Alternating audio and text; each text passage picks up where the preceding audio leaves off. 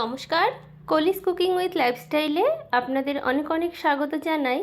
আজকে আমি এঁচোড়ের এমন একটি রেসিপি শেয়ার করব, যদি আপনারা এঁচোড় এইভাবে রান্না করে খান তাহলে মাংস খাওয়া ভুলে যাবেন আর বারবার বানাবেন, এতটাই সুস্বাদু হয়। তো আপনারা এই পদ্ধতিতে একবার অবশ্যই বানিয়ে দেখবেন। তো বন্ধুরা, এখানে আমি একটা এঁচোড় ভালো করে খোসা ছাড়িয়ে একটু মোটা মোটা করে ডুমো ডুমো করে কেটে নিয়েছি। আপনারা আপনাদের পছন্দ মতো কেটে নিতে পারেন। আর আমি হলুদ জলে একটু ভিজিয়ে রেখেছিলাম। তো এবারে এঁচড়গুলো একটু ভালো করে ধুয়ে পরিষ্কার করে নিয়ে এই যে প্রেশার কুকারের মধ্যে আমি একটু দিয়ে দিচ্ছি। যেহেতু এখন গ্যাসের প্রবলেম, গ্যাস পাওয়া যাচ্ছে না, তো সেই জন্য আমি একটু প্রেশার কুকারে সেদ্ধ করে নিচ্ছি। সময়টাও বাঁচবে আর গ্যাস খরচও কম হবে। নুন হলুদ দিয়ে দিলাম, আর আপনারা চাইলে কড়াইতেও সেদ্ধ করে নিতে পারেন।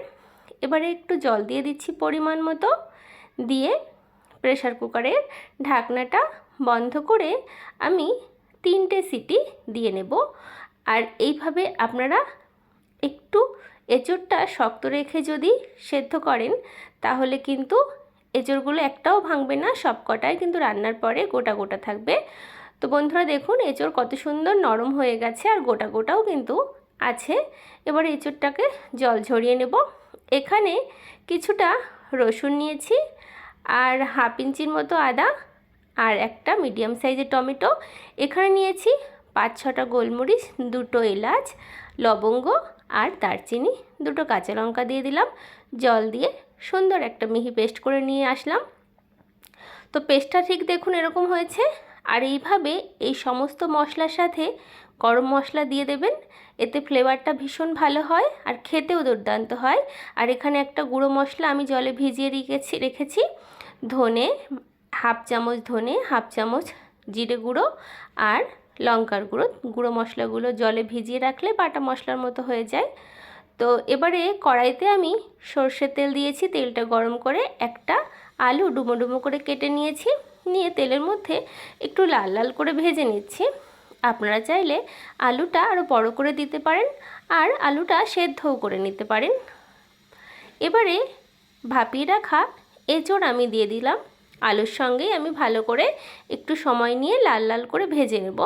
আর এঁচোড়টা যদি একটু ভেজে নেন তাহলে খেতে বেশি ভালো হয়, তো অবশ্যই একবার ভেজে নেবেন। আর আমি যেভাবে মশলাটা রেডি করলাম এইভাবে একবার মশলাটা বানিয়ে এই এঁচোড়টা রান্না করে খেয়ে দেখবেন। মাংস না থাকলেও কিন্তু খেতে দুর্দান্ত লাগবে এঁচোড়ের এই রেসিপিটা। তো এঁচোড়গুলো ভাজা হয়ে গেছে, লাল লাল করে ভেজে নিয়েছি। কড়াইতে পরিমাণ মতো সরষের তেল দিয়ে দিলাম। তেলটাকে ভালো করে গরম করে দিলাম। এবারে দিলাম ফোড়নে গোটা জিরে। ফোড়নটাকে ভালো করে ভেজে নিয়ে এবারে একটা তেজপাতা ছিঁড়ে দিয়ে দিলাম। এবারে একটা বড় সাইজের পেঁয়াজ কুচি কুচি করে কেটে নিয়েছি, পেঁয়াজ কুচিটা দিয়ে দিলাম সম্পূর্ণ। এবারে পেঁয়াজটাকে আমি একটু লালচে রং করে ভেজে নেব। আর পেঁয়াজটা যত ভালো ভাজা হবে তরকারির কালারটাও সেরকম সুন্দর হবে আর খেতেও ভালো লাগবে। তো আপনারা যদি মনে করেন এখানে আরও পেঁয়াজ দেবেন তবে দিতে পারেন, তবে আমি গরমের কথা মাথায় রেখে কম তেল মশলা দিয়ে রান্নাটা করার চেষ্টা করছি। আর বন্ধুরা, আমি যখনই কোনো রান্নার ভিডিও শেয়ার করি না কেন সব সময় চেষ্টা করি রান্নাটা যাতে কম তেল মশলায় করা যায়। তো কথা বলতে বলতে পেঁয়াজটা কিন্তু নরমও হয়ে গেছে আর লাল লাল করে ভাজাও হয়ে গেছে। এবারে যে মশলাটা আমি পেস্ট করে রেখেছিলাম, আদা রসুন কাঁচা লঙ্কা টমেটো গরম মশলা, সমস্ত মশলা দিয়ে দিলাম। আর এখানে ধনে গুঁড়ো জিরে গুঁড়ো আর লঙ্কা গুঁড়ো জলে গুলে রেখেছিলাম, সেই মশলাটাও দিয়ে দিলাম। এবার গ্যাসের ফ্লেমটা মিডিয়াম টু লো হিটে রেখে কষিয়ে নেব।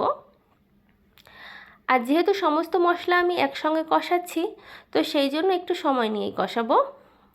পরিমাণ মতো হলুদ গুঁড়ো দিয়ে দিলাম, স্বাদ মতো নুনও আমি একবারেই দিয়ে দিচ্ছি। যেহেতু এঁচোড় সেদ্ধর সময় আমি নুন দিয়েছিলাম সেই বুঝেই দিলাম, যদি পরবর্তীতে লাগে সেক্ষেত্রে আমি দিতে পারি। তো এখন আমি এভাবেই ভালো করে সময় নিয়ে কষিয়ে নেব। আর যে কোনো রান্নার মশলা যত ভালো কষানো হবে খেতে কিন্তু ততটাই সুস্বাদু হবে। মশলা থেকে যতক্ষণ না তেল ছেড়ে দিচ্ছে ততক্ষণ কষাবো। তো দেখুন মশলা থেকে কিন্তু তেল ছাড়তে শুরু করেছে, তো আরেকটু কষাতে হবে। তো আরেকটু সময় ধরে কষিয়ে নিচ্ছি। তো বন্ধুরা, বেশ কয়েক মাস আমি কিন্তু আপনাদের সামনে বড় কোনো ভিডিও শেয়ার করতে পারি না। তো আজ অনেক দিন পরে আমি আপনাদের সামনে একটা বড় ভিডিও শেয়ার করছি। আপনারা হাতে সময় নিয়ে অবশ্যই এই ভিডিওটা দেখবেন, আশা করি ভালো লাগবে। শরীর অসুস্থতার জন্য আমি কিন্তু অনেক দিন যাবৎ ভিডিও দিতে পারিনি। তো মশলাটা দেখুন ভালো করে কিন্তু আমি কষিয়ে নিয়েছি, আর মশলা থেকে তেলও কিন্তু ছেড়ে দিয়েছে। দেখুন কত সুন্দর তেলটা ছেড়েছে। এবারে সেদ্ধ করে ভেজে রাখা এঁচোড় আর আলুটা তো এমনিই ভেজেছি দিয়ে দিলাম, দিয়ে ভালো করে কষিয়ে নেব। এঁচোড়টাও মশলার সঙ্গে ভালো করে কষাবো, ঠিক যেমন মাংস কষায় সেরকমভাবে। আপনারা তো অনেকে অনেক রকমভাবে এঁচোড় রান্না করে খেয়েছেন, তবে আমি যে পদ্ধতিতে রান্না করছি এই পদ্ধতিতে অবশ্যই একবার করে দেখবেন, মাংস খাওয়া ভুলে যাবেন।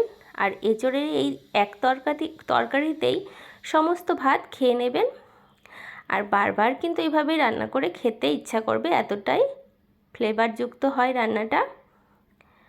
তো ভালো করে কিন্তু আমি এঁচোড় আলু মশলার সঙ্গে কষিয়ে নিয়েছি।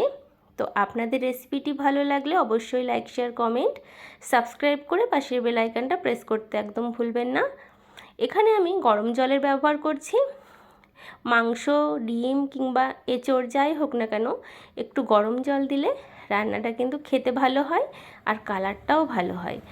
তো ঢাকা দিয়ে রেখে দিলাম, গ্যাসের ফ্লেমটা কিছুক্ষণ মিডিয়াম করে দেব, তারপরে একদম লো করে রান্নাটা করে নেব। তো দেখুন বন্ধুরা, এঁচোড় কত সুন্দর গোটা গোটা রয়েছে, একটা এঁচোড়ও কিন্তু ভাঙেনি, আর এদিকে কিন্তু নরমও হয়ে গেছে। আর এরকম গোটা গোটা রেখে যদি আপনারা এঁচোড়ের এই তরকারিটা রান্না করেন, খেতে কিন্তু ভীষণ ভালো লাগবে।